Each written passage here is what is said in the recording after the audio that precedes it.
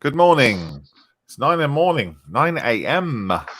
It's the 5th of July, and we are live on the Model's Mess and on YouTube somewhere. I imagine nobody's watching it live on YouTube because I just realised I haven't actually put the link up on the forum.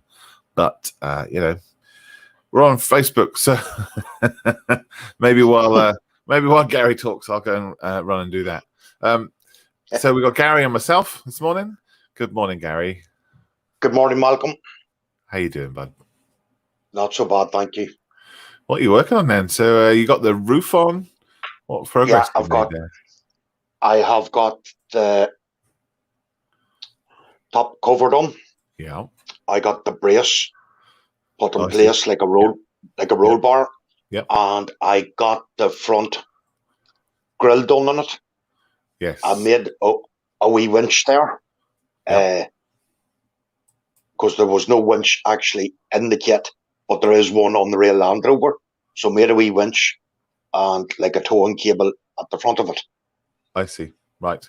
And I got the sides and all put on, and I'm just doing a wee bit of more detail work on it today and tomorrow. And then I'll be starting properly on the base in the next, say, 2 days. Yeah, I see. And how you enjoying it still? Have to say, very, very great kit to work with. I'd highly recommend this kit to anybody starting out, even for a beginner. Right. It all clicks together very well. The instructions are fantastic. Breaks it all down stage by stage. Mm-hmm. Have to say, by Hobby Boss, thumbs up from me anyway. Brilliant kit. Well, there you go. So Gary gives it the Gary thumb. Yeah. Yeah, it's a stable review from yourself. Well, that's good. I mean, is that because it's compared to the last kit you did? Compared to the two of the kits I made, the Tamiya one and the little area one. Right, yeah. Even I know the Tamiya one's about 15, 20 years of age. Yeah. No comparison to the modern day kits. You know, if you take a look at the three of them, there is so difference in the three vehicles. Yeah, right. Beef wise, even fitting together, have to say this one is my favourite. Really? Okay. So would you build it again then? I have actually another to go something like this. Oh, gosh, have you? Yes, because Thomas sent me a challenge and I've seen Hobby Boss actually do it. But it has to come from New Zealand, so I don't know how long it's going to take for it to get to me. All right, tell me about this challenge then. Right, the challenge is it's a 6-wheeler one. It's a bigger mug, right? But it's off the Australian Special Forces, not the SAS in England. It looks as a beefier vehicle, more weapons, carried more stuff. You know, it's a very, very big vehicle. More Australian. Yeah, more Australian than it is of our own guys, if you know what I mean. But it does look like to be a nice kit from what I've been seeing online and people's reviews of it. So if there's anything like this one here, it'll be fantastic. Okay. Oh, brilliant. So it's a 6-wheeler? Yeah, it's a 6-wheeler. Gosh. It sort of went in the rear of their outfit. Yeah. When they were going to, say, across the border or wherever they're going, you'd always have a vehicle that would carry weapons, more ammunition, water, food, even their Bergens. It would come in then at night to their laying up position, and the boys would take off what they needed or what they needed to get fixed. That's what that mug was actually used for. Gotcha. Wow. Well, there you go. An even beefier Land Rover. Even a beefier Land Rover. So I accepted the challenge. So I got it there last night on New Zealand, but I don't know how long it's going to take it to get to me. No, a while. It comes by ship. Yeah, a couple of months. So did you challenge Thomas back? No, not yet. I'm trying to think of one for Thomas. So I don't know which one. I don't know what to give him, but I'll think of one between now and Monday, I'd say, or tomorrow. You have to think of something that will be out of his comfort zone. Well, no. Yeah. I think it's something that he would enjoy that you perhaps haven't seen them built before. All right. I have to think some evil thoughts. Yes. All day. I can recommend a paper model if he wants to finish this off.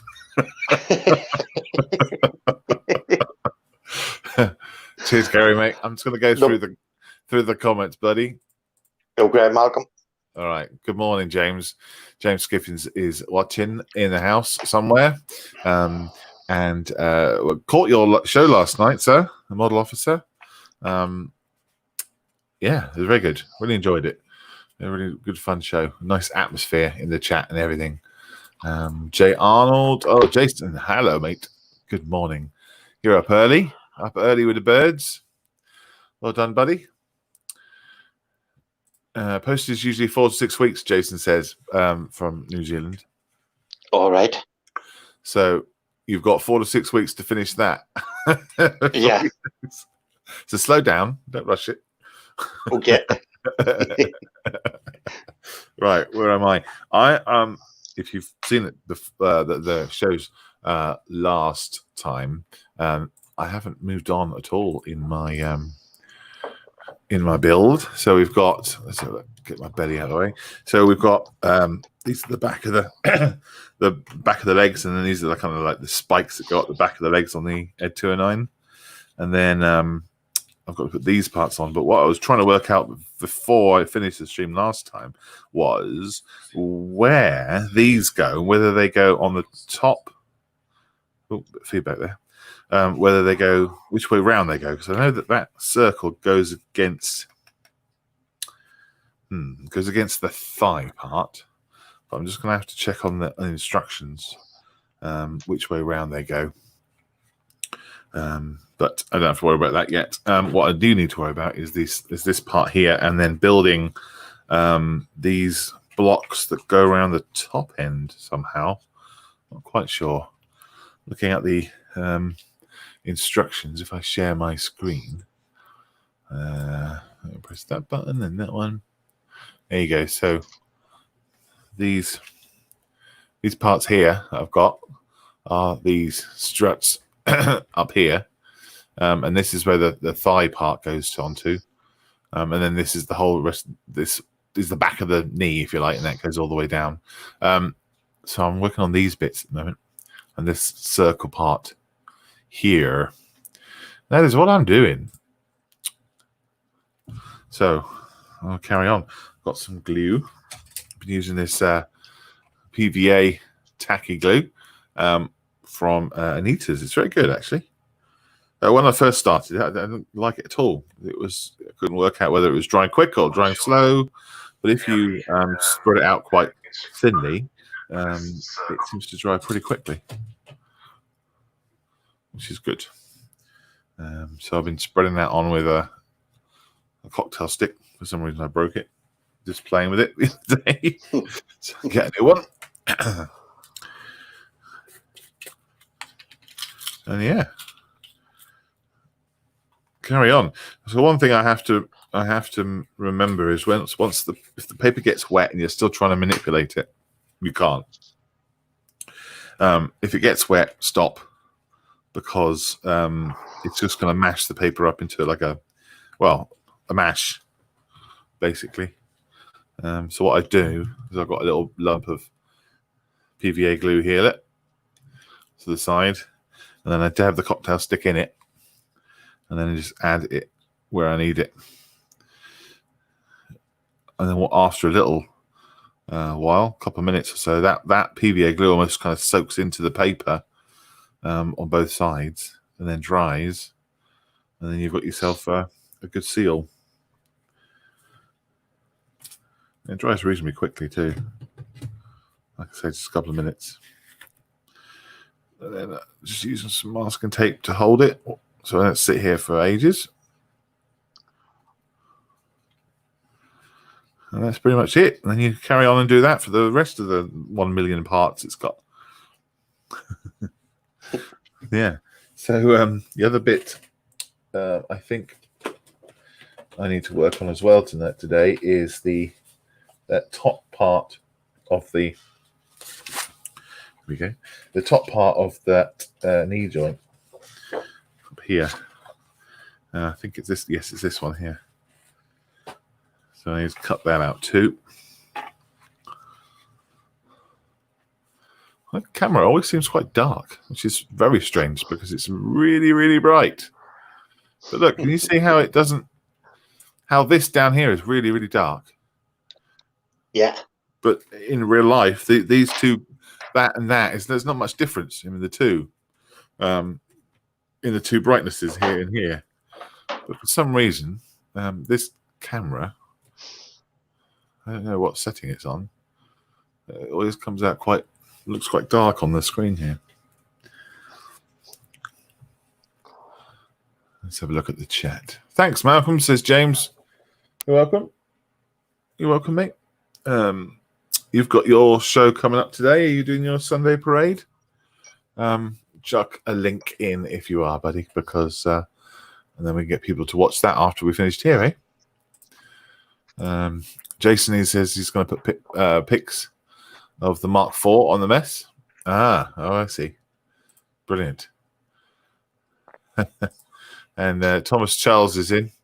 I'm sure that says hello fruitcakes, as it always does, but what that language is, I'm not sure. I don't know. I'm just seeing that there. I don't know. What is that, mate? L-O. I82QB 4AP. Well, LO could be hello. I have no idea. Another Maybe bit could be fruitcakes. Maybe it's not hexadecimal, is it? It's not binary. You know what that is. I don't know. Certainly not bot code anyway. Yeah, answers on a postcard to Gary. I have no idea. It stumps me every time. And Steph says, good morning, mate. Steph's in the house. Morning, Steph. Thomas talking about seals earlier on. He says, I had a good seal, could balance a ball on its nose. Thank you, Steph.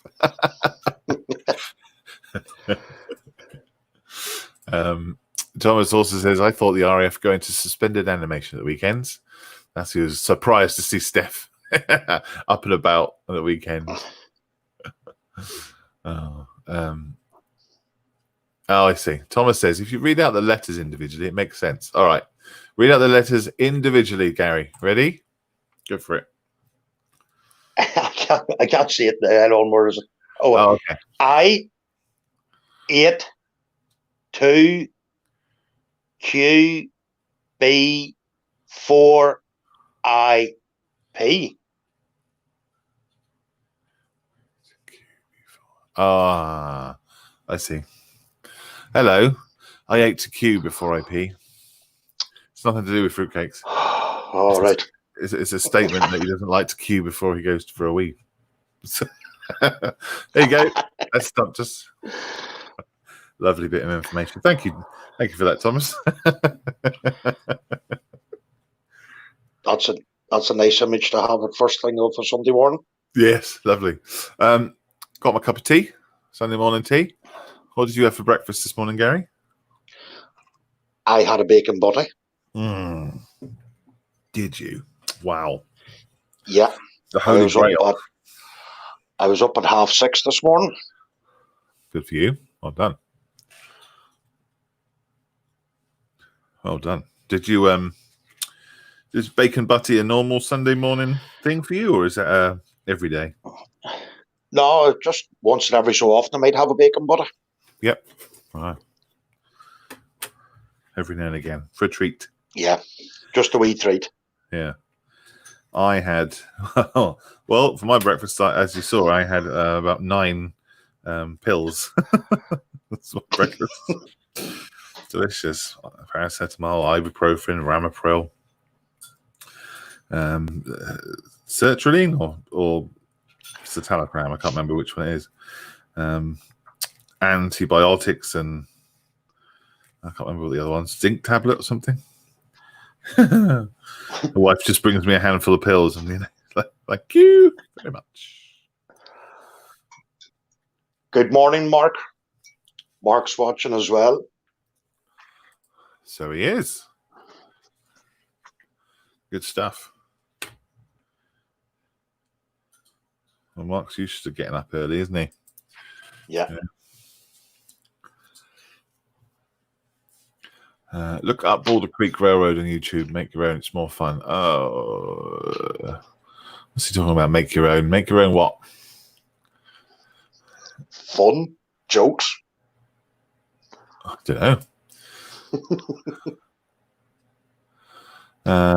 Oh, I see. Maybe he's referring to Jason's. Jason says, "I want some advice for my Afghan diorama. Would it be worth buying a desert diorama?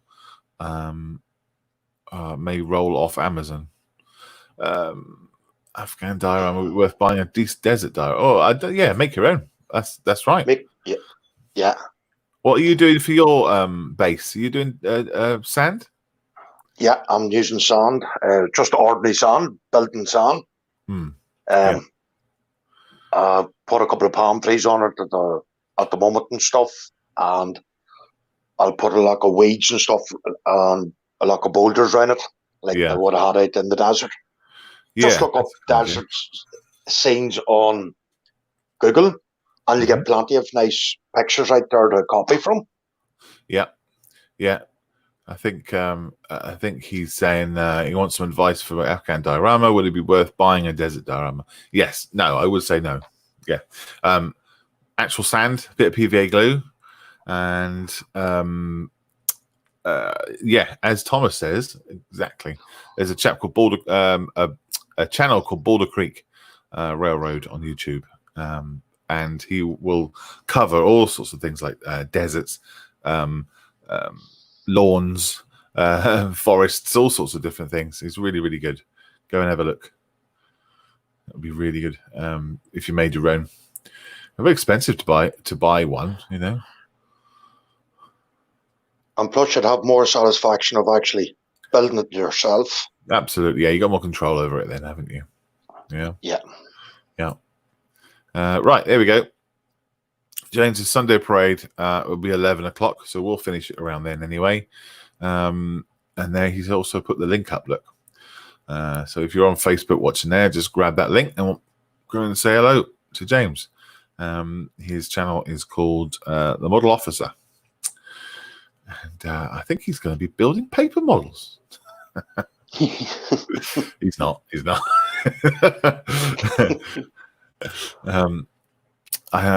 Thomas says I was stoned on Friday night and it was hilarious. Yes, I think I was still riding the wave of the painkillers I had from my trip to hospital. I do apologise. Might have to delete that particular episode. Oh dear. Oh yeah, Mark says, "Where's your Ulster fry?"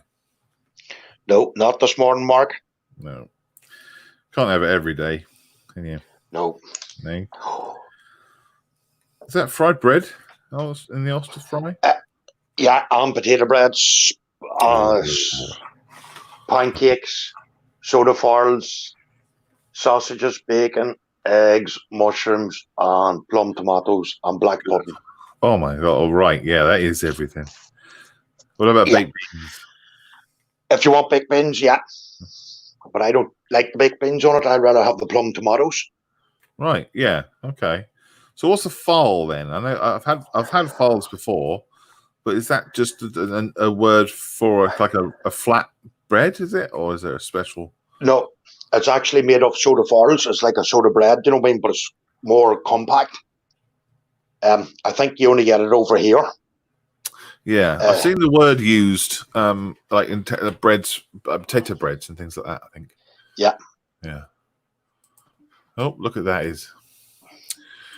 Hello, mate. Hello, how you doing? Mr. Model Officer himself. How are you? I'm fine, thanks.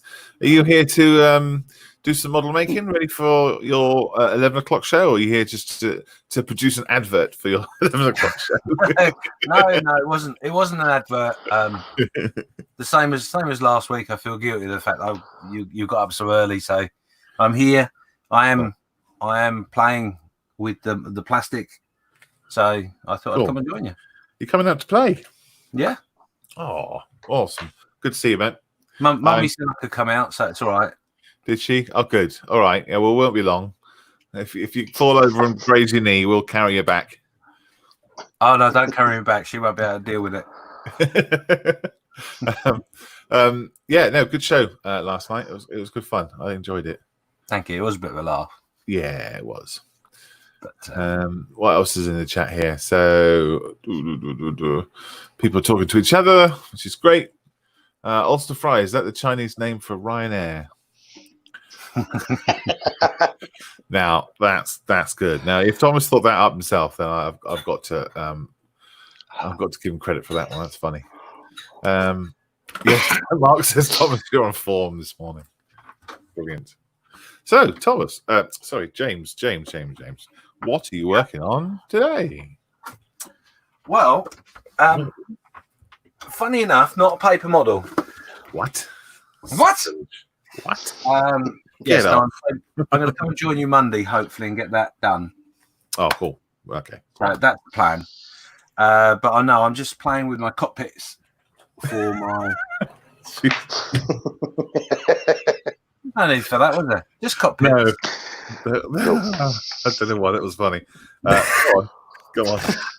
I've got cockpits all over my desk. So I'm basically playing with me two Dauntless cockpits. Yeah. Trying to do the instrument panels and all that sort of stuff. Just carried on from what I was doing last night. Trying to make them pretty. Yeah. Okay. So why are you doing two then? Basically, I bought a kit that actually had three in them. And it's a limited edition kit from what's it called? Accurate Miniatures. Okay.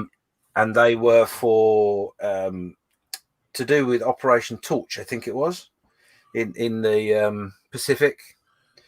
So they put in a box three kits. Yeah. All the same plane, obviously. A couple of variants that you can do. So I've been dying to get on with it. It's one of my favorite planes. So yeah, it's nice. The downside. Sorry, just saying yes. Go on.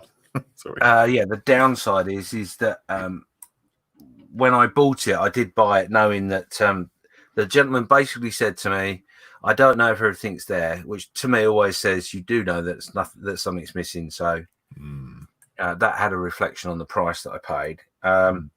But looking through the kits, originally I thought, it looks like it's mostly all there. It'd be fine. But what they've done is they've either someone's had their fingers in it, or it was packed wrong to start with. So I've only got two complete kits. The other one, I've got about 4 sprues missing. But I've got duplicates of so I've got the same amount of sprues I should have, but I've got duplicates, not the correct ones. I see. So if it's got duplicates, I would have thought that would have been a factory issue. I would think so. It doesn't matter anyway. If I'm honest, to me it was it was a good buy at the time, so I'm not that worried. Yeah, fair enough. But I do get quite grumpy at the fact that I've got sprues missing, which means I can't do the model. Yes. Yes. And there's not enough there to do a part of the model, like as a wreck or, Yeah. So I will be firing an email off to them to see whether I can get any spare bits. Yeah. But I don't think that's going to happen. So, but anyway, it doesn't matter. That's a shame, isn't it? So can you at least build the one? I can build two whole kits, and then basically I've got if I remember correctly, I've got the fuselage. I've got the whole fuselage. Let me have a look. I can't remember.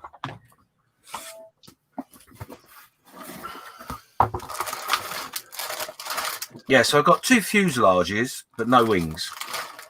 Okay. And I've got no cockpits. I've got no. Yeah, it's very limited what I can do with it, which is a bit of a shame. Yeah, I suppose I could do something. So, if push comes to shove, I'll find something to do, even if it's it goes in my box of bits and pieces for when I want to do a scratch build and I have a mad moment. Box of bits. Bots of bits, yeah. So, But yeah, so that's what I'm doing. Great. Got planes everywhere. So, Gary. Yes, Malcolm. I've got a question for you. Yeah. Is that a cow? Yes. Right. Okay. Good. Right. Do you think I'd gone mad or something?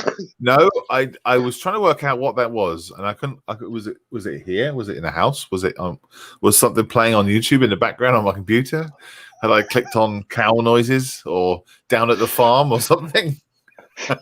Why did you live in a cow field now? No, the cows are just circling the house where I live. It's just surrounded by cows at the moment. Circling it. I'm under siege. Are they like under siege? They're looking for weaknesses. Yeah, like you're going round and round and round with a wagon. Yeah, something like that. And they were quiet all morning until now. Well, maybe they want to get their modelling on. Maybe they can't see the camera properly. Oh dear, utterly ridiculous.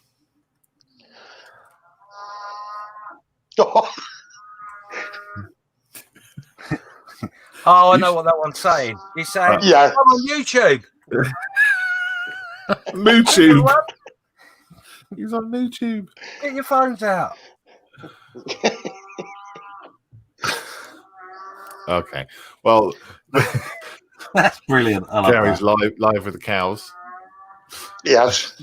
That's what it is. I have my headphones and all in, Yeah. Now you've said it, they've all started up.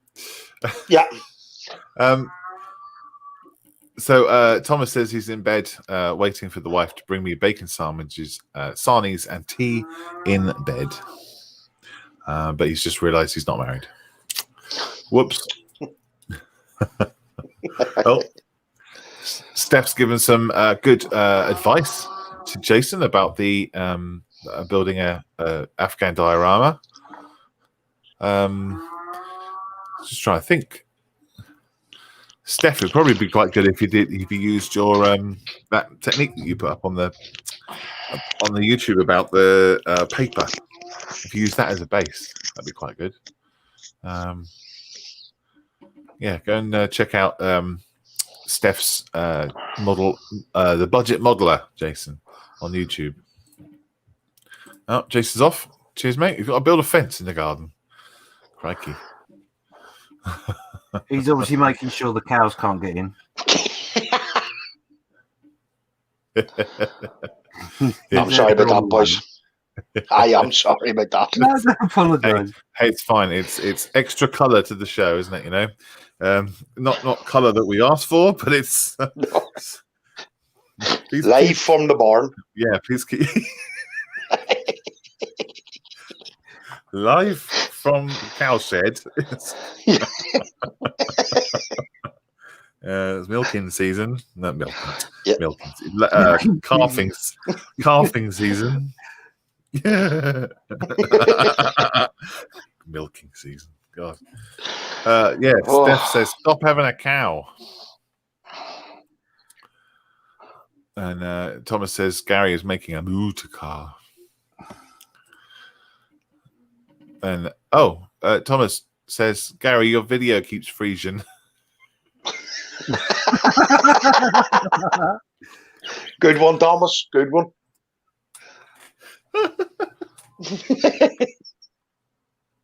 It's a good job I came on this morning. Oh dear. I got a model to do. I got a model to make. I got a show to do. Oh dear.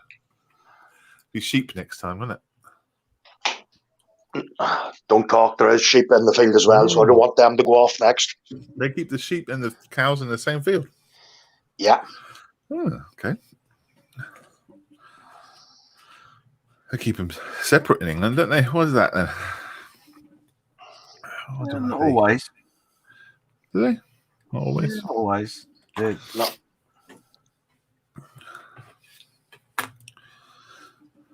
I can't think of when I've seen sheep and cows in the same field. I see them every morning and open the curtains. There's a cow right in front of you. Honestly, I must take a photograph of it. As soon as I open my living room window, there's a big cow looking over the fence at you. Oh, so funny. It's getting... I mean, joking aside, that must be really quite relaxing, quite nice having some. That's not wildlife, is it? But it's some creature comforts around you. I've seen a fox there. I haven't seen a fox in a long, long time. They're down the field there. Oh, okay. What about deer? Do you see any deer? Yes, there is deer in around here as well. Mm-hmm. Lovely. So you must be right out in the sticks then. Oh, I am in the sticks. Believe you me, I am in the sticks. I was so hoping you were going to say, no, town centre. Yeah. All the cows and foxes everywhere. Yeah. Going up on the Skillmain Street. Oh, dear.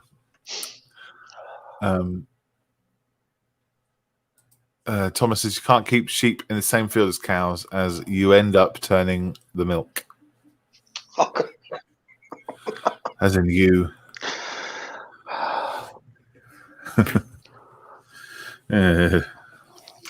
So tell me you get fresh milk every morning.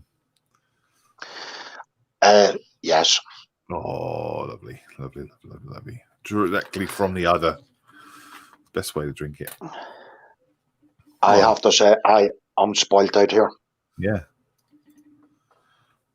Into a glass or a cup first, surely, Malcolm.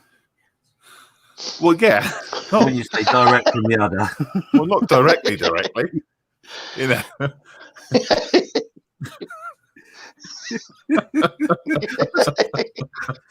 It's like a straw, but fatter. Yeah. Yes. Just get my breakfast, get a little stool. Yeah, no. Into a churn first, and then Yeah.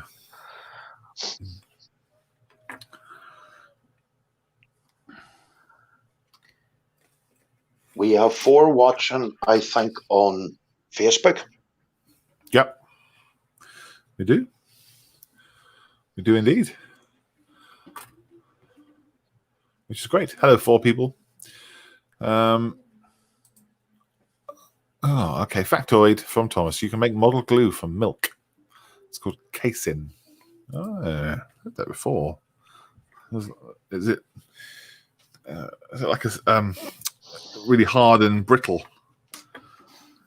If I think right.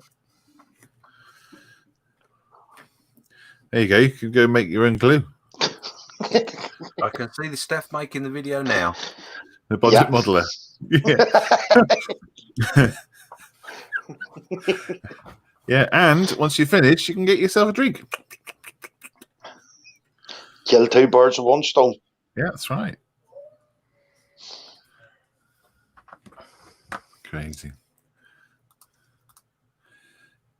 Now that would be a film. That would be a video I'd want to watch. Well, be careful what you ask for, because I imagine they exist.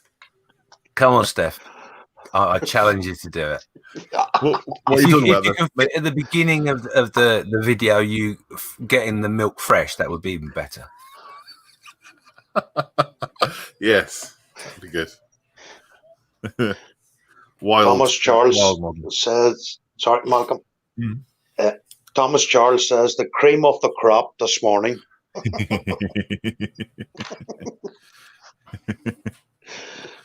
Oh, funny.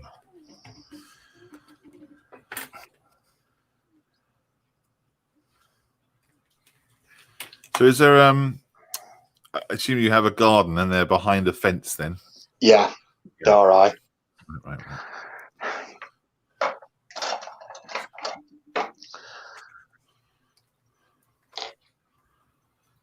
Do you know the farmer? Oh, I do, yeah. Yeah, good.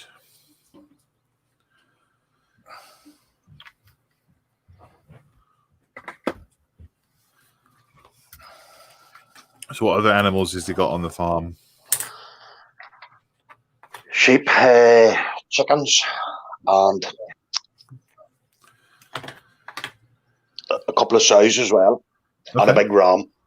Wow. Did you get eggs from there as well? Yeah. Lovely. Staff says I've got to go as I can't bloody concentrate. I am trying to do my videos. Damn you all. And now staff. Well, that's good. That means we are, it means we are distracting, which is a good thing. You know. All right, Steph. Cheers, mate. No worries. I understand. He's got things to do. And if he's trying to do voiceovers and things like that, he doesn't want us bleating on in the background. Let's see. Oh, I see what you did there. Very good. Very good. I know. I know.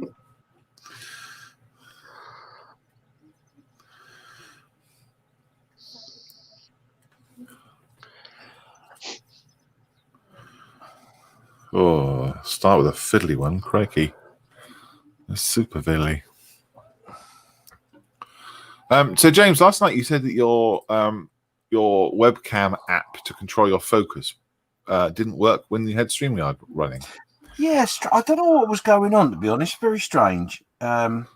Because when I've been with you before, and fired it up, I've never had that message. So I'll be honest, I haven't tried it this morning.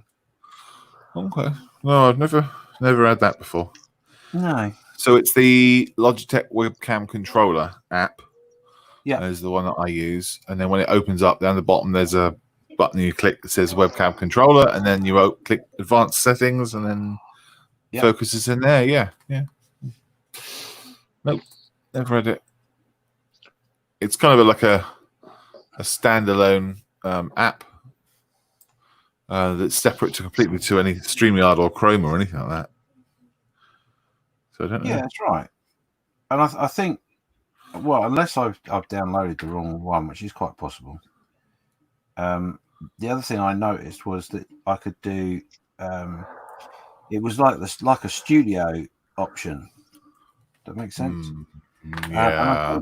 I don't remember that last time I did it, so I might have just opened the wrong program or something. I don't know. Maybe Logitech webcam software should be. Let me have a look.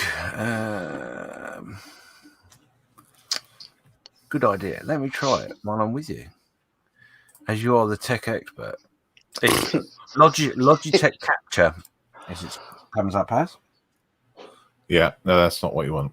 Oh, there you go. That's probably because why. it's probably trying to use. It's probably if it's captured, it's probably trying to use the webcam that you've already got allowed access to your Chrome browser. So it's conflicting it. What you need is Logitech webcam software. Okay, I will.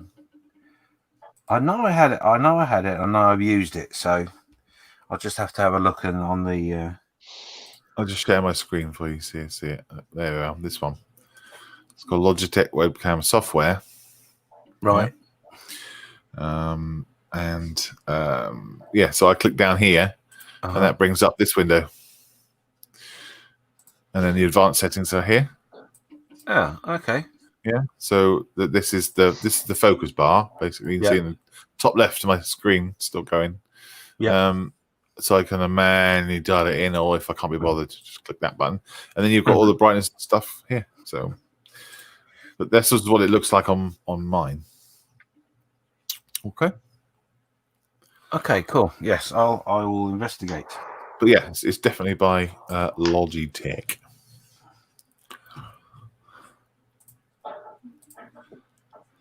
Did you see Charles' comment there, Malcolm?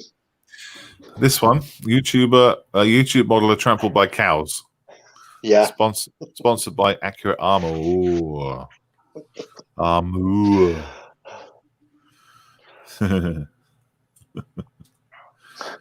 Making a noodle.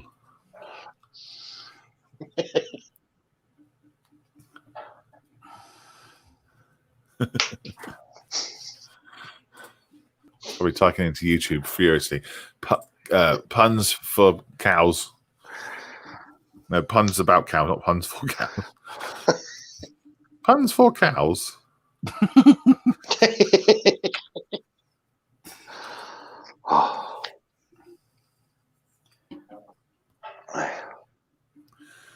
So how you doing, James? Are you well? Yeah, no, I'm good, mate. Really Good. Doing a lot of gardening work. So, okay, right. Hang on. This is the part of the show where I ask James. Okay. I've been waiting. My section, is it? Okay, go on. It's your section, right? I've been waiting for about 4 days to ask this question. Right. Tell me why or how you got your cut on your hand. Because there must be a story. Well, there is sort of. It's not really not that exciting, if I'm honest. Because I remember you said when you had it, you had a big bandage around your hand that you made sure was in shot when you took a photograph of your plane. So it must have been quite a significant event. And you also said something like it was your wife's fault or something. Well, it was my wife's fault. Bless her heart. And I did. She won't watch this, so I can say quite honestly, I did milk it just a little. But oh yeah, see what I did. Go for a bit cheesy though, don't you think? Yeah. Anyway, basically what happened was I was sat in here doing some model making, and my beloved wife burst into the room, explained to me in her in the only way she could that maybe I should not be doing model making, and then explained to me that when she's off, I can't model make. I can't do model making. Right. This is not my wife. This is so clearly my darling wife is stressed over something. But unfortunately, those sort of words to me are not met in a favourable manner. Uh-huh. So I'm not proud. I will tell the truth. I had a bit of a paddy, turned everything off, went out in the garden and said what the problem was, etc., etc. And basically, all it was that we got a flower bed, and my wife wanted to increase the height of the flower bed, and she needed me to put a little bit of wood around some edges. That's all. Right. Okay. So I went out there like a good husband, and Julie started to cut the wood. Did you go out there calmly, quietly? Oh yeah, absolutely. Yes, there was no toys thrown out of the pram in any way, shape, or form. Yeah, sounds like it. I went out immediately. I didn't go and throw things around the house and have a paddy whack or anything like that. No. Yeah. So 20 minutes later, anyway. Yeah. So I went out to cut the wood, and the frustrating part was she'd misunderstood. Well, I say she misunderstood. She didn't hear what I said or didn't listen to what I said. And that was the wood that I needed to do her flower bed. She thought I had to do some other work in the garden to release some wood to then reuse it, repurpose it. Right. I got wood in the shed. I did tell you this was a boring story, right? Anyway, no, I'm enthralled. Especially the bit about when you got the wood in the shed. Carry on. So anyway, I've got my my wood on my whatever you call it, happy mate, whatever the thing you put wood on to cut. Table. Yes, the workbench table, whatever. Right. I can't remember what it's called. Oh, anyway. It's like a horse thing. Oh, not another. The So I'm in the garden with a horse, and on the back of the horse, I got this piece of wood. Yeah. And I'm trying not to cut the tail off. No. So I've got it on the little workmate, and I'm cutting away. And my wife decides that it's a really good time to put tuppence worth in. And the wood slipped. My hand went forward, and my saw went through the hand, which was good because it was a brand new sword, very sharp, but unfortunately was quite deep. The conversation was nice and clean after that, was it? No, actually, I didn't know. I didn't swear. These things happen. It's fine. I tried to carry on cutting the wood, but my wife was busy sort of half screaming at me and half sort of stamping her feet, saying, "You've got to put something on that's bleeding." But at the same time, the funny part was, at the same time, I looked at her and you can see she's almost like the weak at the knees, and not because I'm a handsome chap, but because she can't stand the sight of blood. And she's like, "Can't do something with her." So of course, I, in my infinite wisdom, decided to laugh at her. Oh, right. Because it was funny. Yeah. And eventually thought, because I'm sort of trying to saw and tuck my hand at the same time and hold wood, and yeah. Gosh. So I went and put a bandage on. I'm standing in the kitchen, and my darling wife said to me, "Oh, you got to do this, you got to do that." And I said, "Rather than give it all the chat, why don't you just do it? Put it on for me." And she literally stood back about 6 foot and went, "I can't go anywhere near that. I can't." Wow. So I'm now in the kitchen trying to put something on it. And I'll be honest, and I'm not bigging it up, but I was a little concerned it might need stitches. So it was quite deep. So I did something anyway, and I ended up putting this bandage on. Went out, finished cutting the wood. And literally about 2 minutes after I took that picture, it fell off. So I had to redo it. Yeah. But then obviously, but then the funnier part is that my wife's now apologetic of the fact that she's been like she'd been. She felt that she was to blame, which she wasn't. Yeah. No, she wasn't. It was one of those things. But obviously, I chose to utilize it, like I say. So it was about 20 minutes of me doing the work I need to do. She suggested that I might need to go and do some model making to relax. And did you went, yeah, that's a good idea? No, I said to her, go and do that? I've turned the computer off now. I can't possibly go and do any model making. It's too late. It's ruined. Yes, you've upset me. It's gone. The moment's gone. So I made a cup of coffee, then made model making. Gotcha. I'm with you. But like I said, it wasn't an exciting story at all, really. And the reason for the bandage, it was a bit overkill, but it was more because of where it was right on the side of the thumb. Yeah.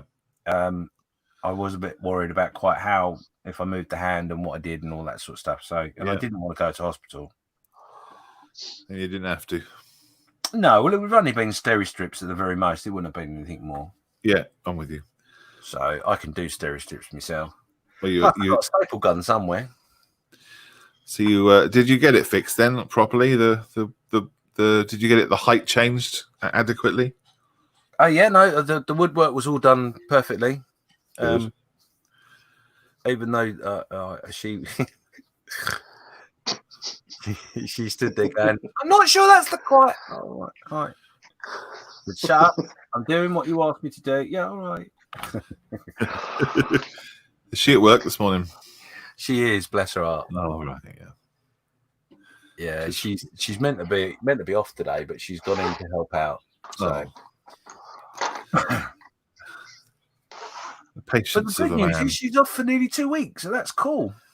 Oh, was that holiday? Yeah, she's using her holiday entitlement up. So brilliant. Facebook user says, here we go. Facebook user, hang on, let me bring up the screen. A Facebook user might be, yes, likely to be Andy Halfpenny. Good morning, Andy. That is you. And it also says, try and do them in. Oh, Thomas thinks that your cut on your hand might have been that you forgot the safety word. That would have been a story. Thomas says he got wood in the shed once because of the dodgy magazines he found in there. Good. Yeah, Arnold Schwarzenegger quote, "I don't have time to bleed." Got things to do. Oh, right. Andy says, don't mention the menopause.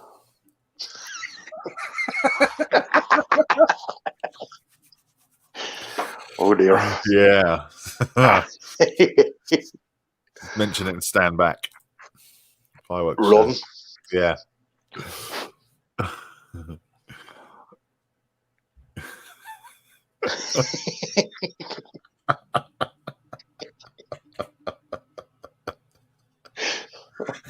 Oh dear. Oh dear, oh dear. Oh dear. Have we just found our level? Yeah, I think so. I thought so. I'm trying to do this thing, and it's all right. Thomas says, "Oh, God. Should be called." Thomas says, "Chicks dig scars." Nelson said, "Hold my beer." Mm-hmm. Yeah, Andy says it is me. Hello, Andy. Good morning. Hope you're well this morning. Oh, this is a nightmare. This one, absolute nightmare. So this is actually quite an important. Well, the top of this this part here is the end of the knee, which is a part of a close up of the in the RoboCop film. There's a bit where he kind of walks the Ed 209 at the beginning, walks just past the camera and stops, and you can see this part of the knee, the back of it, sort of spinning. So it's quite close up, but it's quite a complicated part of the model too, because it's got this bit, which I've done badly, and then these parts I think slide on the side here somehow. Ugh, I have to check the instructions again. It's pretty tricky. Yeah, gosh, yeah. So the instructions want us to. Yeah, that's not right. Oh, must be that way around. Oh, I see. That goes on top, right? Okay, just like that. And then that goes there, and that forms the top of the knee with another block on the left. Oh, boy.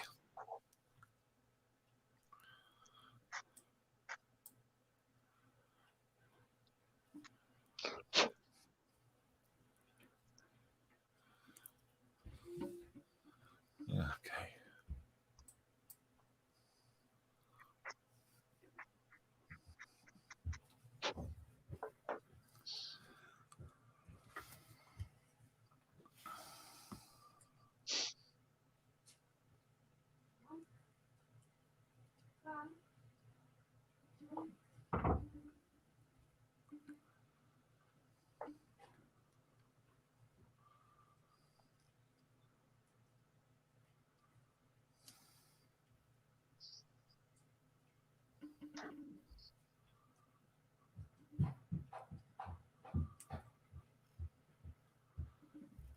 Kids walking up and down the stairs like I heard elephants.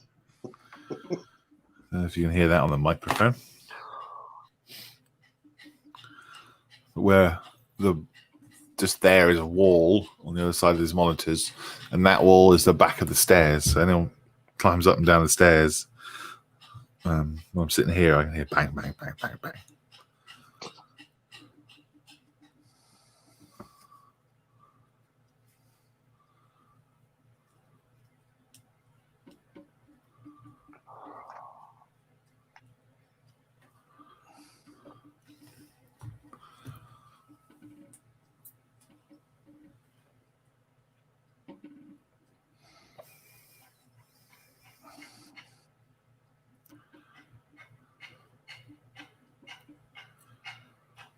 Got a referral going out on Monday. Another one.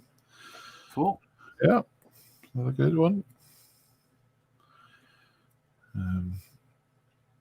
Two facilities want to have a refill because they're giving out their models to their beneficiaries, so they need some more. That's good. There's Jason's still on. No, he's not. So up in County Durham, there's a charity called Finkel Group. They do lots of training and activities with veterans, and one of them is now model making, and they also run like a Zoom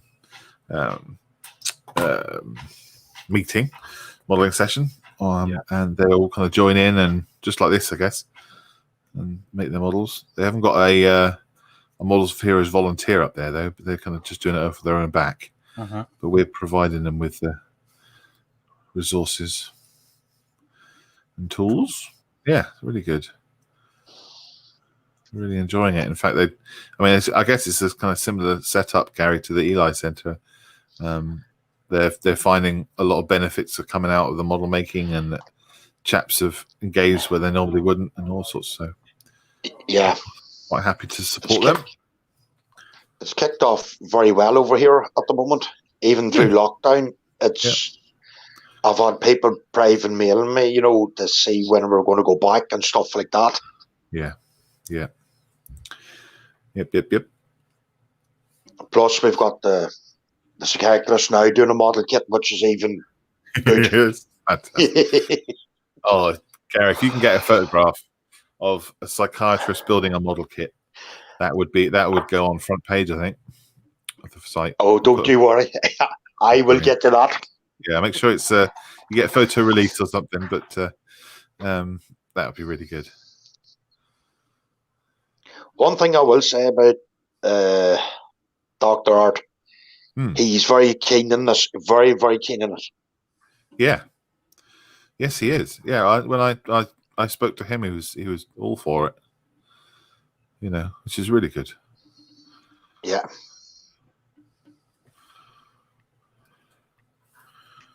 Good. I mean, you get some psychiatrists and therapists that kind of like, yeah, no, we're fine. We'll carry on with what we do. Thank you very much. Yeah. Especially when Models for Heroes was starting up, didn't get very much recognition. Well, that's not the right word. Help, I guess. I remember contacting the Art Therapy Council or something, Council of British Art Therapists or something like that, and asking, is there any research? Is there any advice you can give me from an art therapy point of view? And the response was, you're not a member of our society, so we can't help you. What? How much is to be like £100-200 or something to be a member? Oh, okay. That's a forward-thinking way of doing things, isn't it? I know. It is. Yep. You think they would have been glad? Sorry. No, that's all right. So my apologies. You think they would be glad to help out in cases like this, wouldn't you? I think so. Yeah. Absolutely. Well, it's a great way of improving your membership, isn't it? Yeah. By saying we're not interested, pay the money and then we'll talk to you. Yeah, then we'll help you out. And we'll give you consultancy or something. Yeah. Never mind. Their loss. Indeed. But the thing is, you get responses like that, and you don't forget them. No. And further down the line, when the shoe is on the other foot, unfortunately, you don't forget these things. Yeah. Yeah, but that's what I mean. If you give a basic amount of help, then people would be more inclined to go, oh, do you know what? I think I should join that because that's a great source of information for me, blah, blah, blah, blah, blah. Or when they come to you and say, oh, we'd like your advice, you're just like, well, no, actually. It'll cost you this much money. You're not a member, so I'm very sorry. Yeah, I know all the answers. I just can't give it to you unless you give me money. Yeah. Never mind. I went another route. Thank you. Went another route. Just instead. Got Hey, got a lovely cup of tea there. Thank you for the cup of tea. What?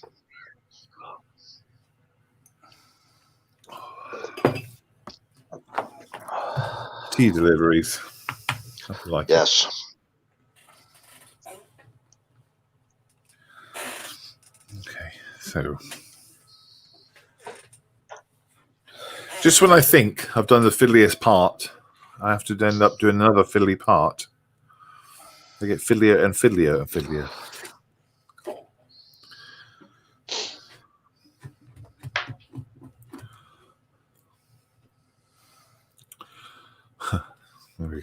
Thomas says, I fell off a cliff once and never accepted except to piggyback off one of the shadows.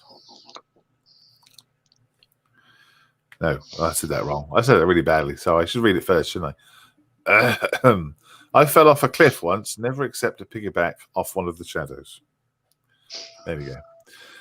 He also said, I went to an archery meeting somewhere new. I could hang on. I got to read these first. I can't just try to understand them. Just like words.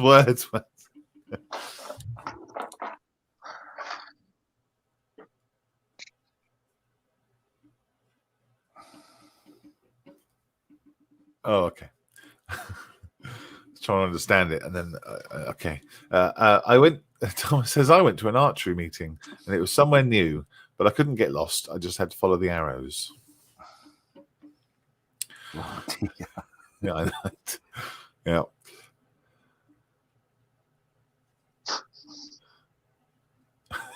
He says he bought a realistic 1/72 naffy van the other day.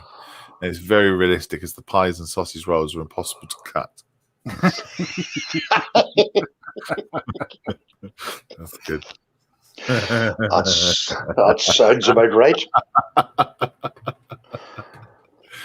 Yeah, that's a good one.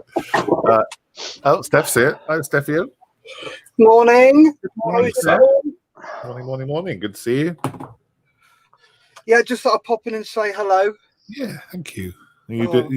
How's your videos going? It's not. Oh dear. Is that our fault? You can snigger, Gary. Is it our fault, or Sorry, is that a technical issue? Yeah, it's called cows. Yeah, I know. You're not trying to do a video with a cow, are you? Yeah, I've started already. I got shit all over my head. I'm not even going to ask what the video's about. Well, he might be making that glue out of cow's milk. Oh, okay, right, fine. Cow's milk. Ah, so I don't need this rubber sheath all the way up my arm then. No, that's just for pleasure. That's something else. Okay. That's a different channel. I was wondering why it kept defecating like that. Got a new boyfriend now. Oh dear, Malcolm's. He still isn't. He's still up there with the birds, isn't he? No, I'm not. No, I'm He's flying high. down with the rest of you. No, you're not. There's a good YouTube channel about underwater craft. It's so good. I subbed. Jeez, really? Yeah, really. Thomas, you need to go to bed. Sorry.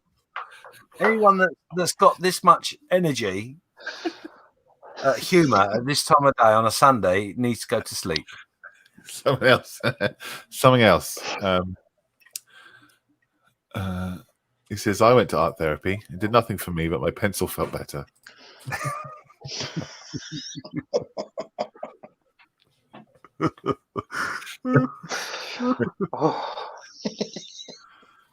Oh dear, oh dear, oh dear, oh dear. That's a cracker.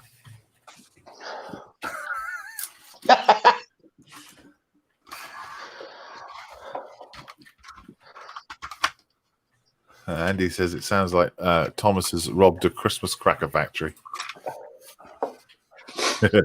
Yes, it's like that all the time. Yes. Yes, very much so. Well, I've got to go and make my own coffee. I've got no one to bring it to me. Oh. Right, I'm now going to go and try and crack on with the videos. Oh, so I've just got to stick my head in and say hello. Right, well, you keep cracking out on it, mate. Don't worry. I will do. Just make sure you tie the cow down, okay? I'm not even going to comment on that one. Only one end, though. You don't have to tie both ends.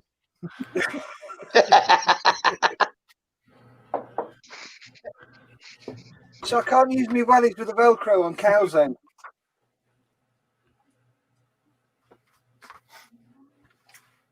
You can, but you get the right hoof. Oh, boom.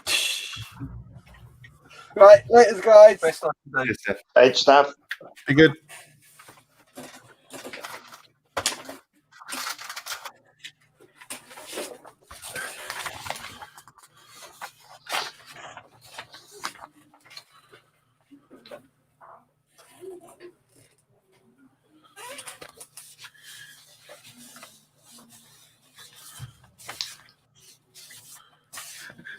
Is this it? Yay. Thought I'd lost this.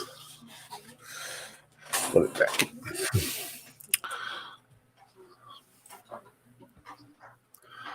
Last week, Thomas says, this is not a joke. Last week, I contacted 2 charities that have gone the route of getting donations. That seems to have become members' clubs, where the original team of beneficiaries have turned it into an elitist, self-sustaining club. It's really sad when that happens, and I'm a bit annoyed, to be honest.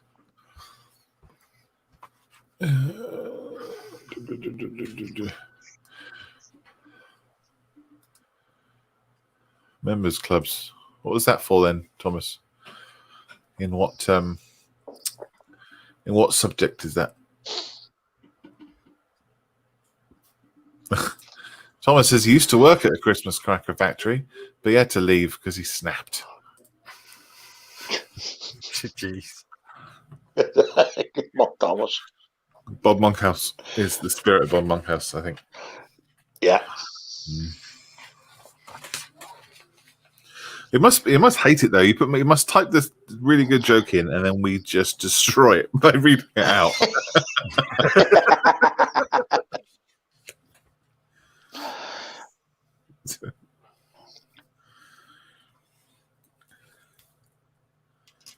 Put them into a book.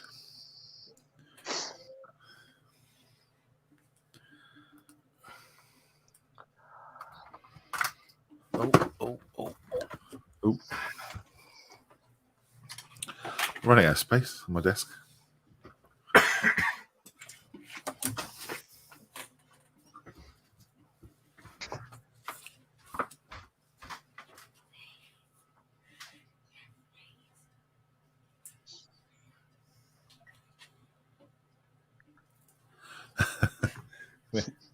Let me show that on camera. Come here.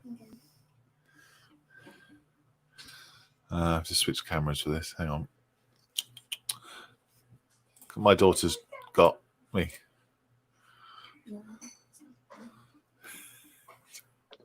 So champagne flute. Champagne flute milk.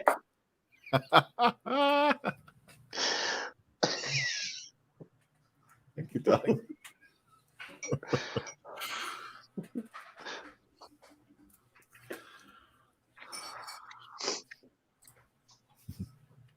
And a cup of tea.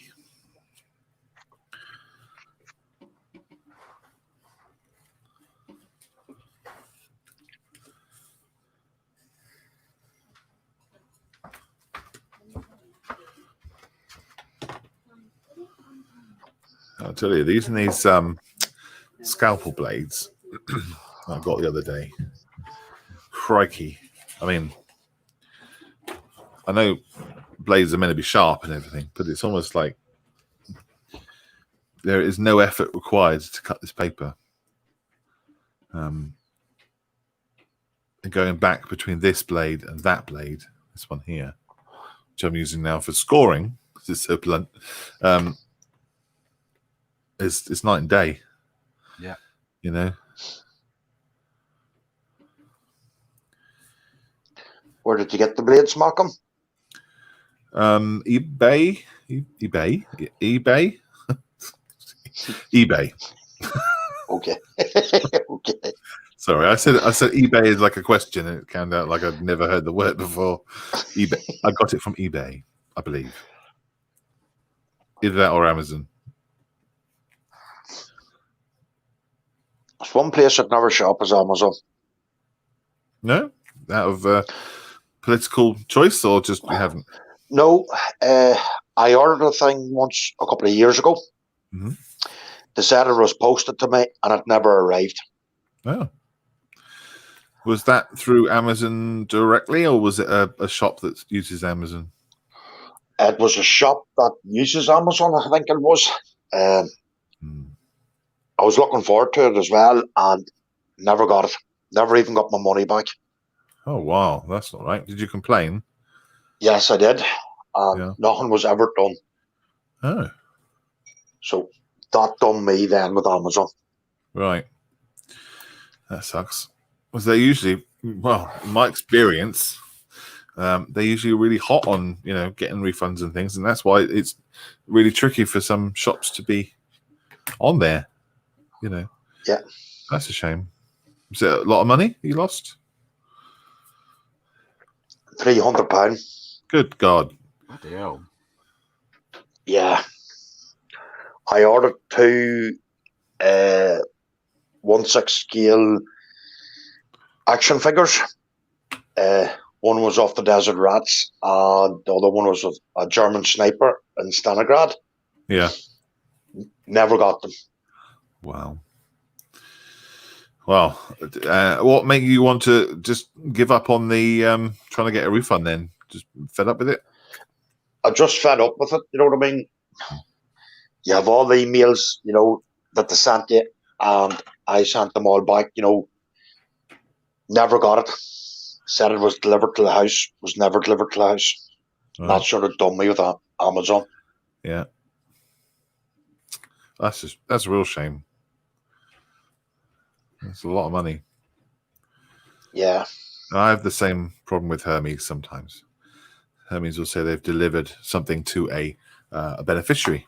And, oh, great. And then I send them an email saying, hope you enjoy the stuff. Let me know how you get on. They said, oh, we haven't got anything. What? You haven't got anything. They said they delivered it. Okay, hang on. And then I go out to look up the tracking thing. And the one I had before was they had a GPS point of where it was delivered and said, this is the signature. And I had to reply, said, this is not a signature. This is a picture of a map of where it should have been delivered. That's not the same thing. They said the GPS was taken when they said they've given the signature.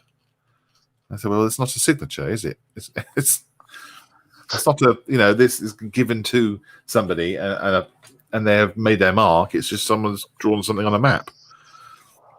So I wasn't happy, and they apologized. Anyway, it never turned up. Just disappeared. Never turned up. So someone's got it. I know when I used to deliver for Career Hermes over here, if we went to somebody's door and they weren't in, and it said on the package, please leave round the back or something. Yeah. We had to leave it round the back, plus take a photograph of the door. Yeah, that's fine. Yeah. Yeah, you know what I mean? Yeah. But then you still have people. Then you'd still have people saying, "No, we didn't get it." Right. Okay. Maybe got nicked off the door, I suppose. But if you've got a photograph of the package sat on the door, then you're clear because it was there. It was delivered, and if it's gone after that, then what you going to do? She said she never got the tractor and trailer for the cob. So Hermes sent me around to the house to take a look. I went round. There was the empty box lying at the side of the house and the cob playing on the tractor and trailer.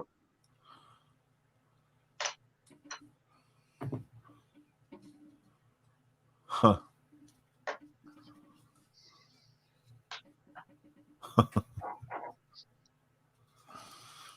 Wow.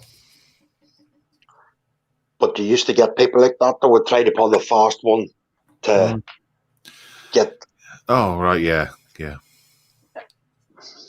Yeah, well, the process to go through to get your refund back is quite long. Yeah. You know, I mean, especially when I'm trying to deliver stuff for beneficiaries. You know, it's difficult because you have to do a declaration or something. You have to sign a letter to say you didn't receive it and all that sort of thing. And then trying to get someone you delivered that parcel to do a letter when perhaps they're not in the right frame of mind at the moment. Yeah, it's not easy at all. Yeah.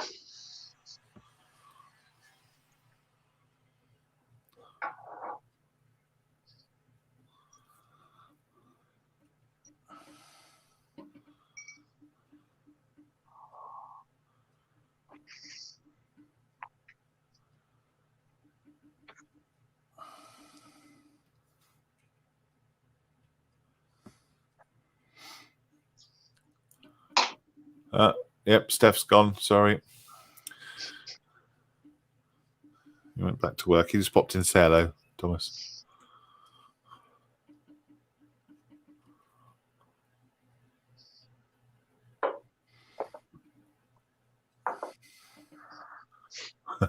Thomas says he's going to get a coffee.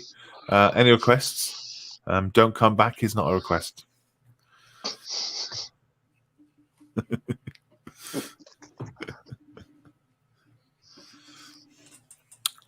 Oh, not a joke, Malcolm. You know my shoal of tetras had disappeared. Two reappeared this morning. Wow. Maybe they were in that fancy filter that you had. They've gone on holiday.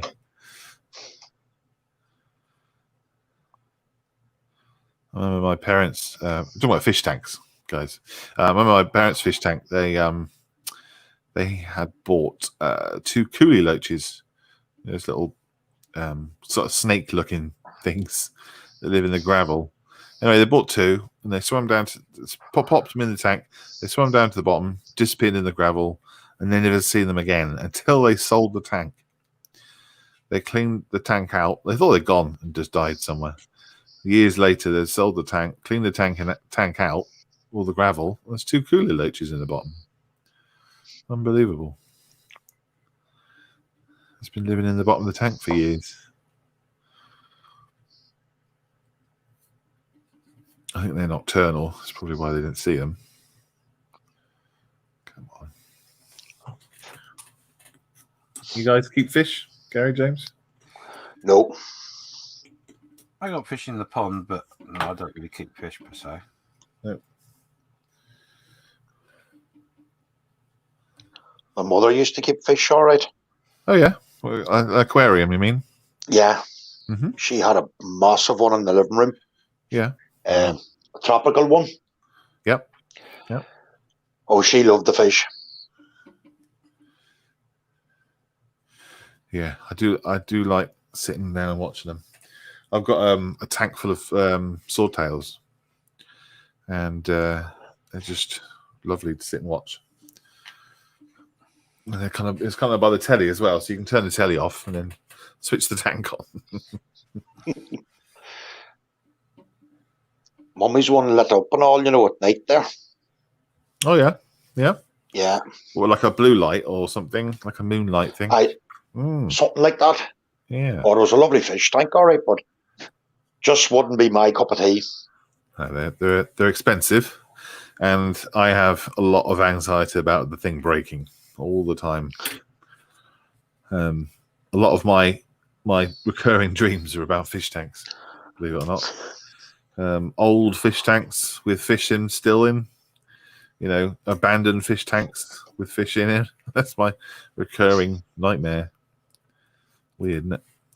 I think when I was younger, I had a fish tank on a shelf. The shelf was bolted to the wall, and the entire shelf fell off the wall once, leaving fish and fish water all over the floor. And you couldn't get rid of the smell for a long time. It's horrible.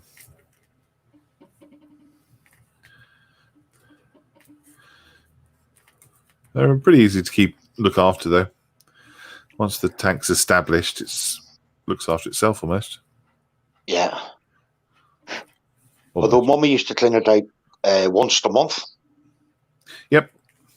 Yeah, I do the same thing. Yeah, it's good. Easier than a dog. Let's put it that way. Then she had a cockatiel. All right. It was a real pain. They can be quite aggressive, can't they? It was towards me for some reason. When I used to come home and leave, the thing used to attack me as soon as I went through the living room door. Yeah. It's because you're a man, I guess. So you as a threat.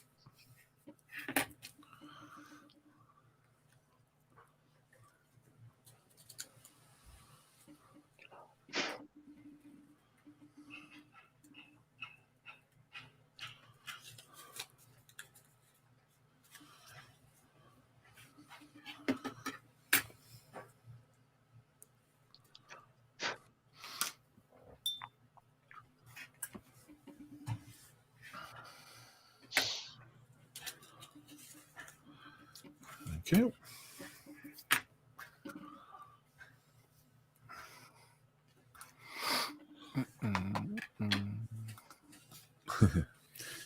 Yeah, Tom says he's getting a plaque made up for his aquarium. Hide and Seek Champions 2020. Yeah, I think so. They disappeared for that long.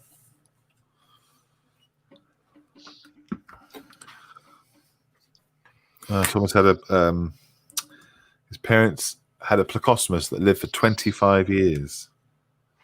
Wow. That was big. I've always wanted to have Oscars. You know, the Oscar fish. Have you seen this before? Tropical ones? Uh-huh. Yeah, they grow to quite big, but they can actually have personalities. I guess because just the size of the fish, I suppose. But also they're really pretty looking fish. You can keep two of them in the same tank, and always like to have a pair of them one day.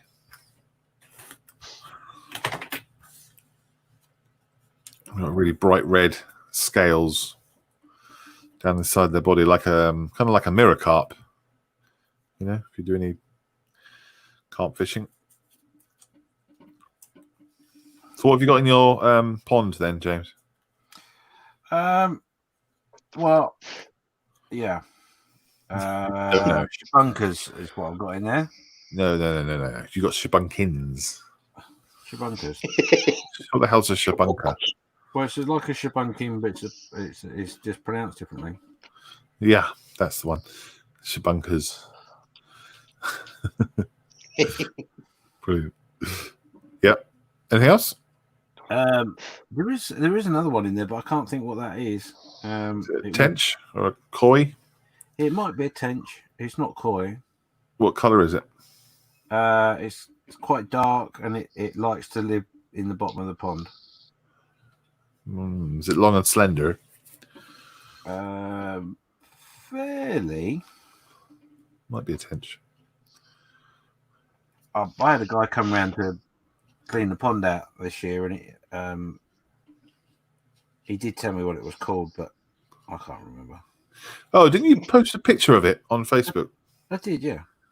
Yeah. You're not bothered, are you?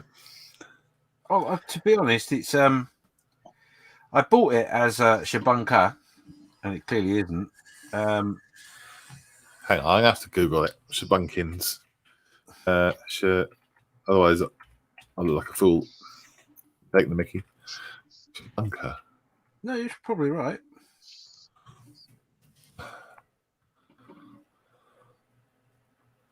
Yeah, it's shabunkin. Yeah, it's let me see. Shabunkin, type of goldfish.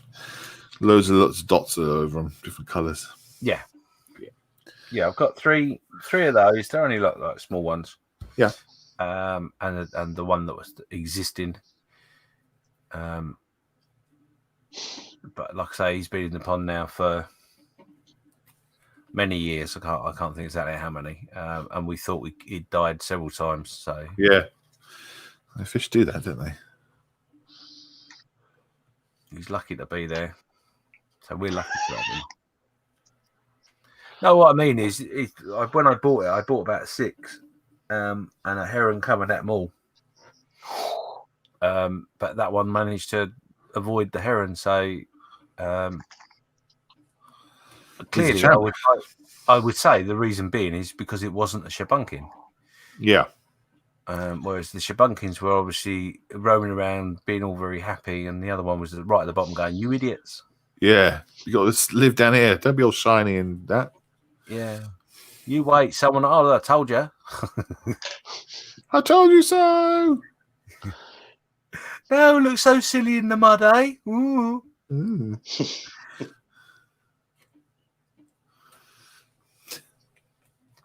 Yeah, the heron found them pretty quickly, so we lost them pretty quick. And I was so annoyed by it that I swore I wouldn't put any more fish in the pond.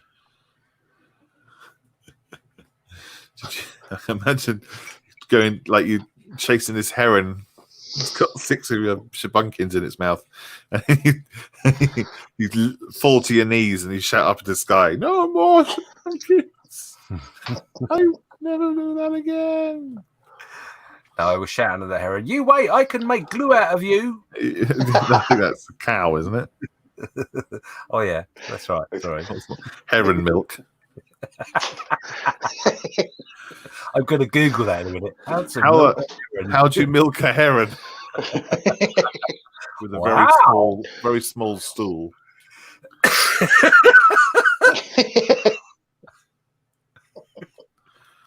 I should imagine it will stool quite a lot, not a little. What are you doing? Get off me! Trying to milk you. Trying to make a bloody budget video.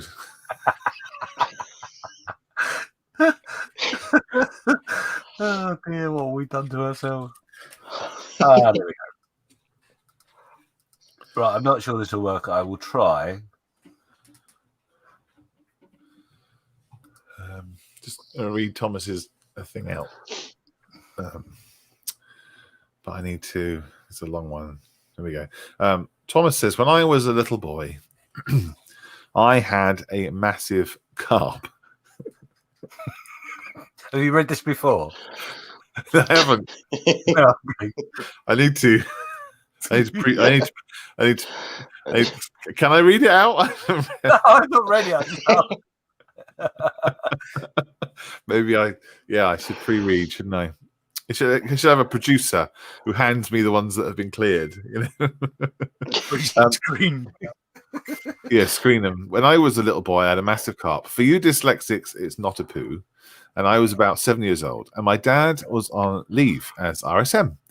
That day, my carp started floating on the surface and flapping about. So my dad tried to rescue it. I was sent off to school and then came home. My mum broke it to me that my carp had died. About an hour later, Dad came home and he said, to cheer me up, he had bought me a treat, fish and chips.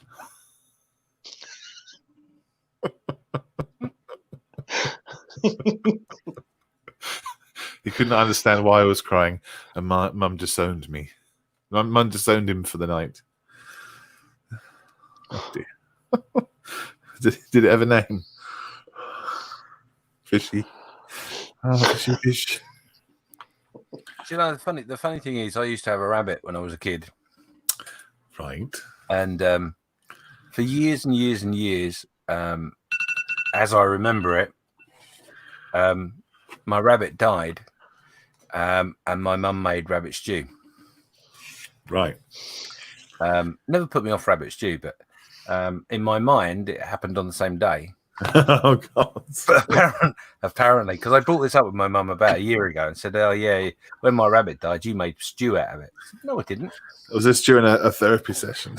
We buried it.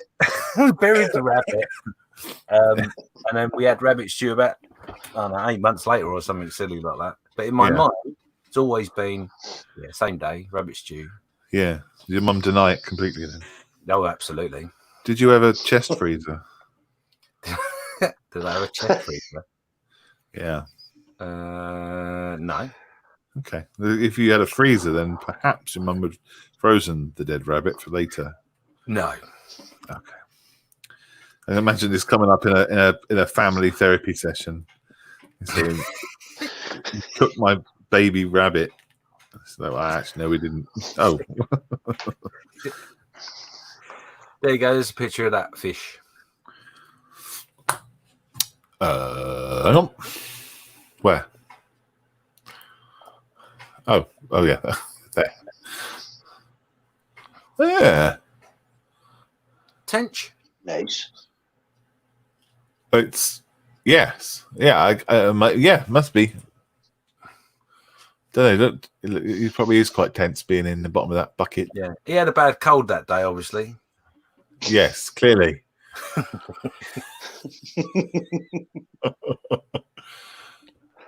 Oh, yeah, he's quite big, isn't he? Yeah, he's done very well. He was only like about 4 centimeters when I bought him. Yeah. Is it he? Oh well, I assume it's a he. How dare you assume your Tench's gender? Well, you know, it doesn't ignore me and it doesn't give me a dirty look, so I just assumed it was male. Yeah, another bloke. You don't give me shit. Yeah. Just goes to the bottom of the pond and just goes, yeah, whatever. Yeah. So, yeah. Yeah. Right, gentlefolk, I'm going to shoot off. Yes, buddy. You need I'm to gonna get go ready. put my makeup on. You need to go and get changed. Yes, Go and get your uniform on. Yes. Get your get all your jokes queued up. Oh, I'm joked out. Honestly, I'm gonna. I've been trying to write these down, and it's too much. You need a Thomas on your stream. That's what you need. But yeah. Apparently, no joke that. But pelicans in St James's Park eat the pigeons. Yeah. Yes. Oh, I could invite them around here. They can sort out my pigeons. Yeah. It costs them so much money to have the pelicans there. Do you know why it costs them so much money? No. They have a massive bill. Ah, gotcha. On that note, see you later. Cheers, James. Okay, James. We'll watch you later on, buddy. Yeah, see you later on, guys. Take care. Bye. Bye. Okay, Jim. So yeah, James's Model Officer show will be on at 11 o'clock on YouTube or through his Facebook group, Model Officer. And we'll finish just before he starts, I think. About 11 o'clock, if that's all right, Gary. Oh, yes, welcome. We're already on an hour and 33 minutes. Yep. Do you, what are you going to carry on watching YouTube video Oh, yeah. channels? Things? Yeah, I'll do that while... Sorry, Malcolm. That's all right. I just wondered if you'd watched others. I do, yeah. Like. Yeah? Who do you like? Yeah. I like your man from Australia, Harry Houdini. Did you ever watch his stuff? Nope. I like him now. He's very good when it comes to ships and stuff. Oh, right. I think I have seen him. Before. Yeah. I think he's brilliant at that. And Plastic, that wee Plasmo boy. Oh, God, from yeah, definitely. His real name is to detail. David Dimmick. Yeah, go on. His attention to detail is unbelievable. Yeah. The videos are fun to watch, enjoyable to watch, relaxing to watch, even if you're not interested in model making. Yeah. Which is a good sign, isn't it? It is. Watch a few others as well. Uh-huh. A boy here from Dublin, Paul Sheehan. Yeah. Paul Sheehan. He's fantastic when it comes to figure painting. Right. He's from Dublin. Right. Fantastic figure painter.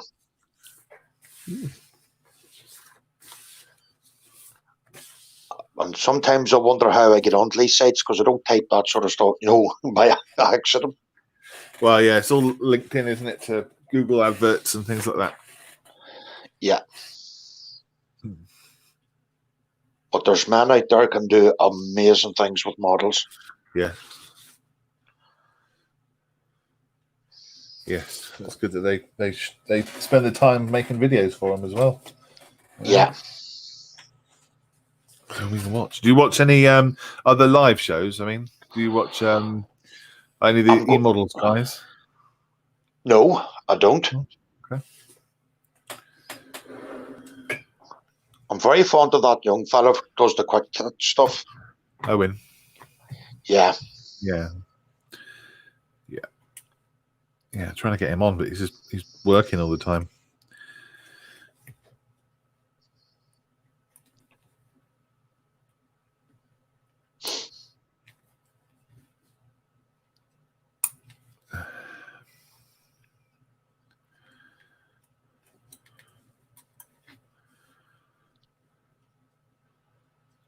Mrs. will soon going to work for a couple of hours, so it'll be watching YouTube and stuff like that all day. Yeah. So if you so on Sunday you can watch YouTube model makers all day pretty much. So after James's show, which of course you're going to watch. Of course. Yeah. There's Festa 67, a chap called Colin, and he does a show with model maker Dave, who is a chap who lives up the road from me. And they're both fully into model spheres and fully support it. They do an interactive show where you can go on and chat, like on YouTube or Facebook. That's Festa 67's workshop on Facebook. Right. Yep. But he'll be on James's show to sort of say, come and watch mine now. And then after Festa's, I think it's then I have to check the calendar, but it's after Festa's show, it's then what is it? I think it's called the War Hamster. He does a lot of 40k stuff. Right.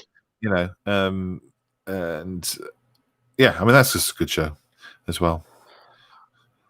Just sitting there model making figures and things like that, chatting to the people on YouTube and Twitch as well.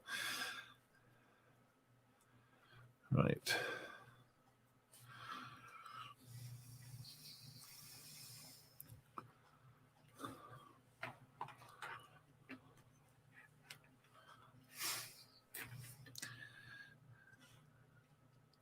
Talking about rabbits, Thomas says his girlfriend bought a rabbit. I didn't see her for 3 days.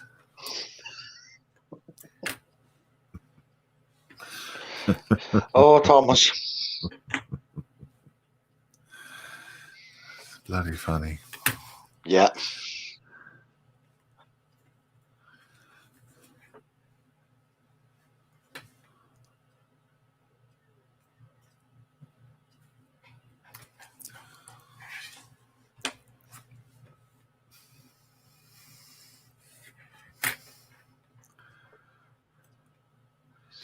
So in these 2 hours, looks like I've done 1, 2, 3 bits.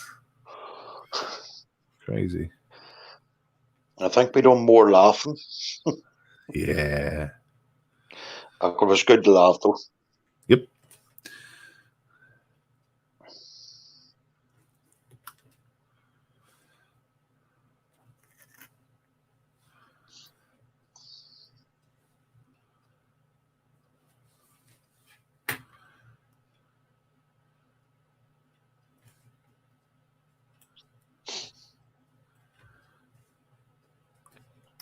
Are you busy with referrals and stuff, Malcolm?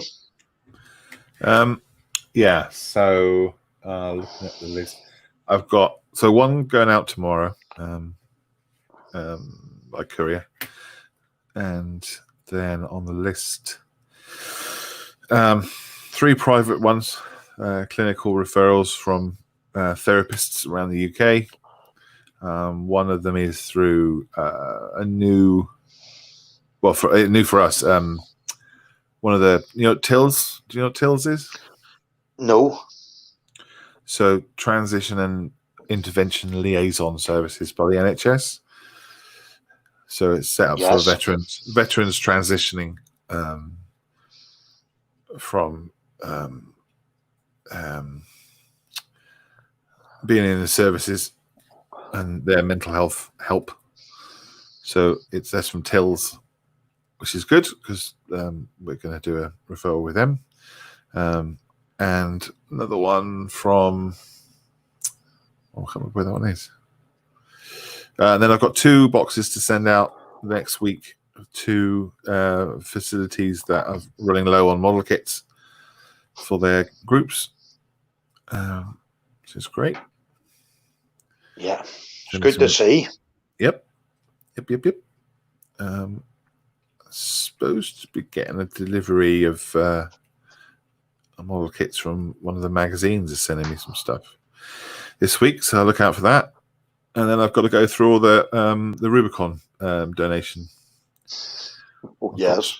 Decide where I'm going to put it all. It's a great problem to have. It is. So currently it's covering my garage door, and it needs to be moved to the storage unit. So I need to do that this week.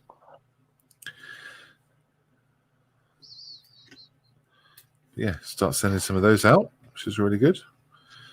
I need to just do. What else do I need to? Oh, Airfix flying hours need to go out too. They've got even more of them coming in, which is great. Yeah, because I have some here as well for you. Oh, I got the boys. They give me their Airfix miles. Yep. And the local model shop is going to ask the people to do the same. So you could have a little box, couldn't you, by the desk or something?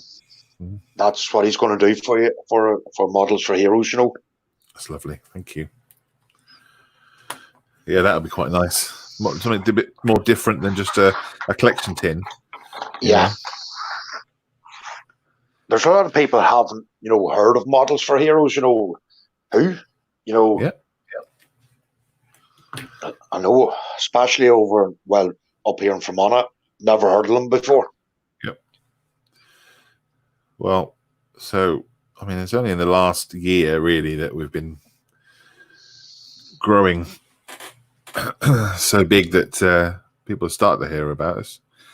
Yeah. But we don't advertise, we don't advertise we only advertise when we're giving free advertising. Don't pay for advertising, don't pay for ads. It's all word of mouth. And I'd rather keep it that way. Yeah. I never want any beneficiaries to feel like they're obligated to chip in. It's the whole point of helping someone is that you don't need to have to help us to help you. You just get the help, and if you want to later on give back, then we're all open for that. But I don't like advertising. Don't really get it. I don't really like it for charities anyway. That's what I mean. Yeah.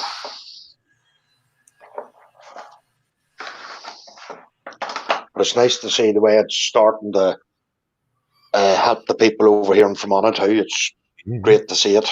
Yep. It's not for everyone, though. No. It's not for everyone. One of the things I have to make sure it's very clear that it's not a fix. Yeah. It's part of a holistic approach to recovery, which is why we don't do self-referrals, I guess.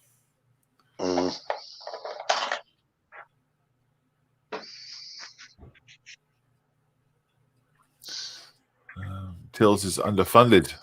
Oh, Thomas says TILS is underfunded and they have so little manpower that it's sad as they try really hard.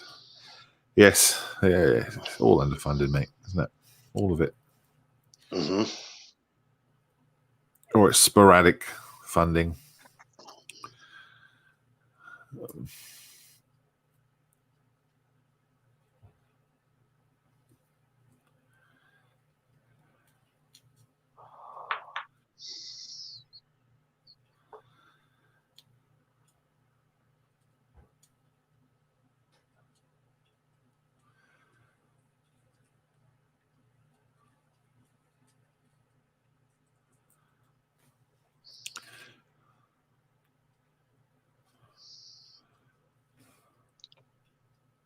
Oh, John this morning. No. No, well, it's a Sunday. I guess he's enjoying his lie-in. Morning. Yeah. Or he's been roped in to do something. And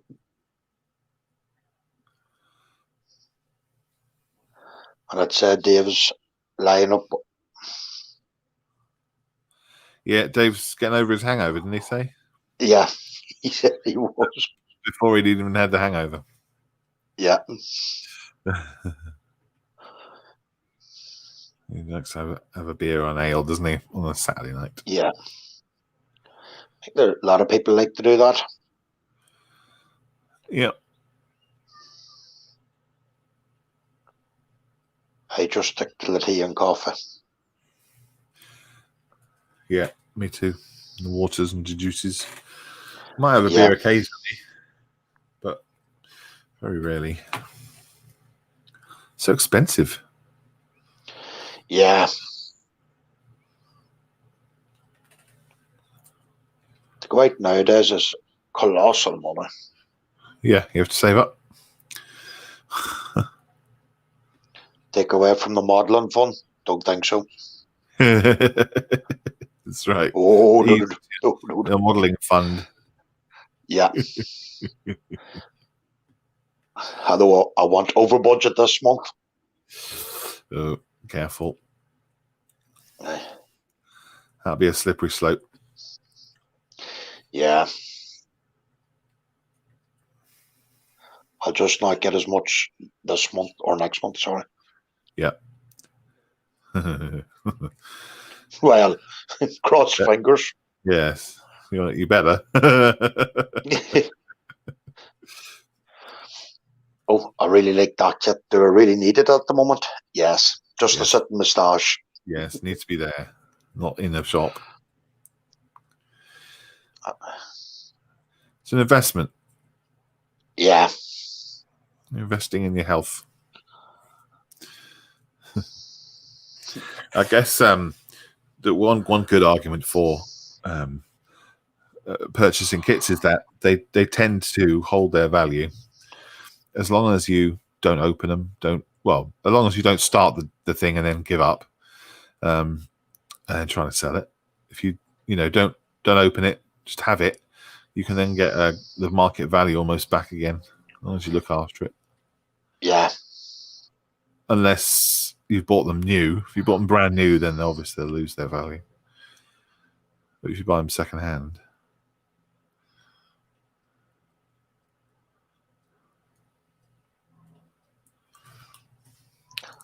Local model shop was saying there to me yesterday that they're expecting new kits in soon. Yeah.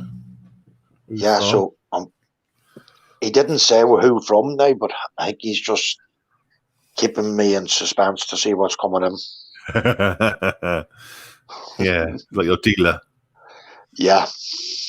Stop that, please, Warren. Don't do that anymore. Yeah. Say, Gary, you want to have a look at this? Just try it. Just try it and then come back and yeah. Although I have to say they're very good in it. And that wee model shopping in a skill. Yeah. Very good. Yeah. His father does the railways, the model railways. Yeah. For the last 70 years. Yeah. Oh boys, he is magnificent.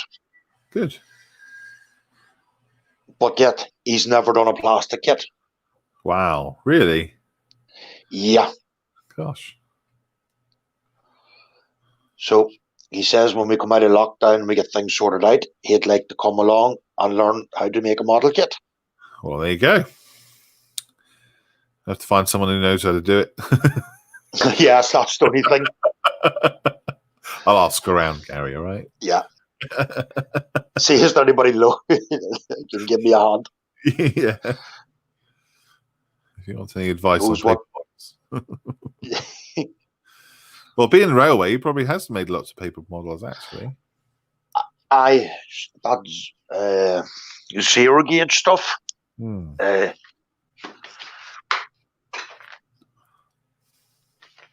He has a rake of that up there as well. And I see he's doing a lot of wee metal kits. Yeah. Never tried to build one of them. Okay.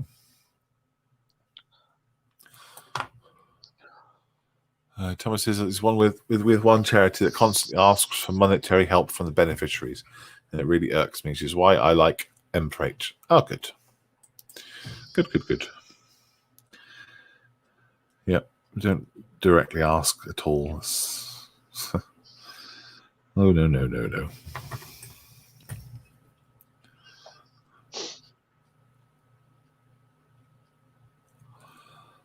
I'd rather the offer of help come from, the person themselves.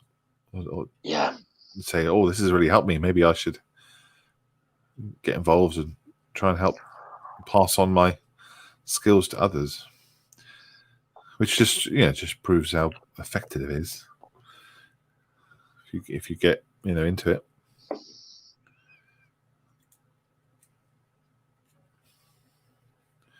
But you and I know, Gary, it's not really about the model making, is it, buddy? No, it's not. Not really. No. Thomas Charles said, I've been so lonely due to the lockdown. These sessions make me feel so much better. Great. There we go. Well, Thomas, also, you have lightened our day. I don't know what we talked about if it wasn't Thomas in the chat. No. Sit there just in silence with the cows in the background. I know. I must tell him to put them cows away. Shoot. Quiet. Do they not know you're on YouTube? Just let them know. Say, look, guys, if you could keep it down to a low moo. Yeah. Do they moo at? Do they moo? Oh, if you move it all, they just go berserk. Oh right. He just moved them there actually the other night, just over the fields again. He must be cutting some other fields now. Right. But do they moo at certain times? No, not really. Well, they did this morning at 5:30 for some strange reason. Right.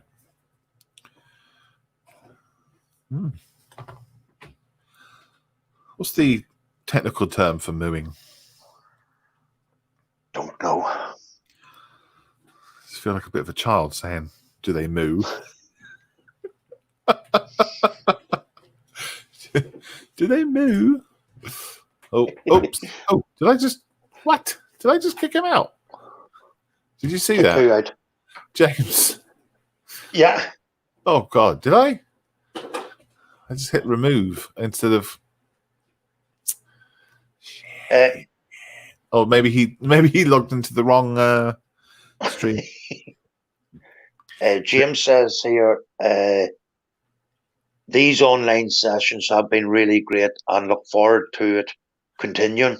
Oh, great. Yeah, totally great. Yeah. Thank you, James. Yeah, James just popped up. I heard the beep. So I clicked on it and then he disappeared. Maybe he realized he's on the wrong stream. Yeah. Thomas Charles says, you have to mute Gary as you don't have a license. Milk 'em. You have to mute Gary if you don't have a music license, Milk 'em. Do you know what that sounds like? Do you remember the wee French copper in Hello Hello? Yes. Oh, yeah. Good morning, that guy. Yeah. Good morning. I was pissing by the door. Oh, he was funny. Oh, James says it's just him being arsed. Yes, I think he's went to the wrong stream. Muppet. Right, buddy. Should we call it a day then, dude? And then let everyone go and watch our James. No problem, Malcolm. So, Officer Crabtree, is that his name? Thomas says. Think so. Officer Crabtree. Oh, James says I moved to the wrong stream. Sorry. Yes, clearly you did. So yeah, go and watch James's show. It's on Model Officer's Facebook page or on the YouTube, and it's called Sunday Parade. There it is. Cool. All right, mate. Take care. See you Monday tomorrow. Yeah. Yeah, nice. Awesome. See you then, Malcolm. Thanks, Thomas, Bye-bye. as well. Thanks everyone else who's watching. Be good. Take care. Bye-bye.